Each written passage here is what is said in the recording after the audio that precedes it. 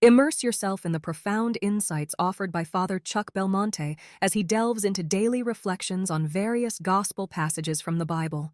August 17th, Saturday. What is a synod? The Church, by her very nature, is synodal. She is communion, she is assembly. And in the Church, we have all received the anointing of the Holy Spirit, which makes us prophets. We are all called to prophesy and express what the Spirit is saying today to His Church, for ourselves and others. Now it is the Holy Spirit who speaks in us, and this is where the misunderstanding can arise, as some mistake the Holy Spirit for their own opinions. Discernment is necessary. We need to examine the spirits to see whether they come from God or from the evil one. The devil is skilled at disguising himself as an angel of light and making us accept as evangelical and of God what actually comes from selfishness, what destroys and kills. We must therefore listen to what the Holy Spirit is saying to His Church today, and we must discover this by exercising discernment. 1. Our first criterion for discernment is the Word of God. In it, God continues to speak to His people today and to our hearts. Thus, it is necessary to cultivate an attitude of listening to the Spirit through prayer, silence, and contemplation. When we pray, we are not wasting time but aligning ourselves with God, who wants to guide our lives and history.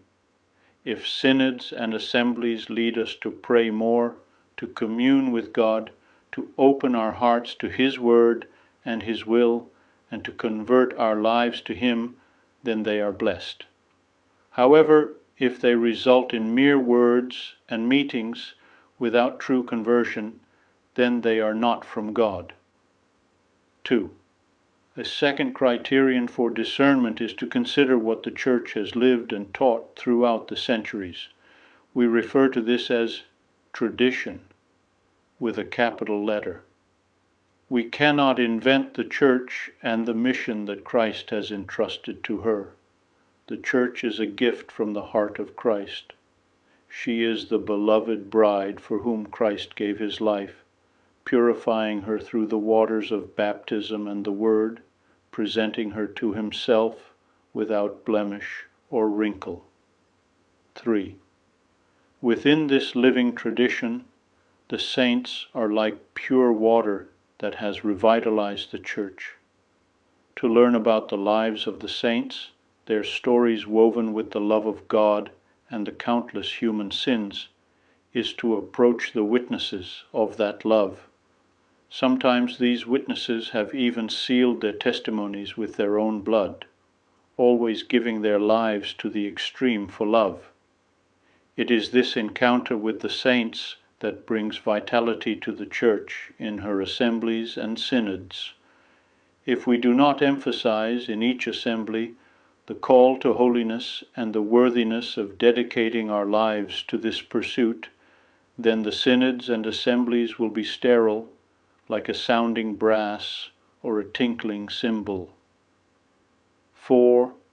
The magisterium of the Church consists of the Pope and the bishops in communion with him, as well as all the faithful who continue the development of doctrine that has been accumulated over the centuries for the salvation of the world and the people of our time. This magisterium is an integral part of our living tradition. Straying from this path leads to wandering and renders one barren. The Holy Spirit cannot contradict Himself and tell us something contrary to what He has said before. The Holy Spirit does not make mistakes or deceive us.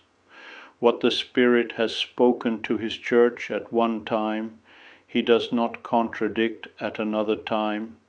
Therefore, Scripture, tradition, and magisterium are interconnected, as Vatican II teaches us De Verbum 10. For instance, Pope John Paul II qualified as definitive the doctrine that the Church can only ordain men to the priesthood, and he did so by virtue of the infallibility with which the Spirit assists the Church and her magisterium in ducendo. It makes no sense to contradict what the Spirit has said to his Church at a given moment, or to make proposals that do not flow from this listening to the Spirit. The same applies to priestly celibacy, the use of direct contraceptives, the blessing of same-sex unions, abortion in all circumstances, respect for life until natural death, and so on. Synods and assemblies are not tools for contradicting what the Spirit reveals to his Church, as if the Church were a civil parliament that changes laws based on popular demand. The Holy See has cautioned the Synod of the Church in Germany that it does not possess the authority to compel bishops and the faithful to adopt new forms of governance and new approaches to doctrine and morality. This principle applies to the entire Church. As a result, certain irregular proposals have been rejected because they do not originate from the Spirit and have not been integrated into the final documents. Some of these proposals, put forth by a small minority, have been included in the concluding documents without proper discernment. May God assist us during these turbulent times in both society and the Church. Jesus Christ is the same yesterday, today, and forever. Do not be carried away by various strange teachings. Hebrew 13:8-9. Excerpts from Bishop Demetrio Fernandez. I would be delighted to extend an invitation to you once again tomorrow for another insightful reflection on the Gospel by Father Belmonte.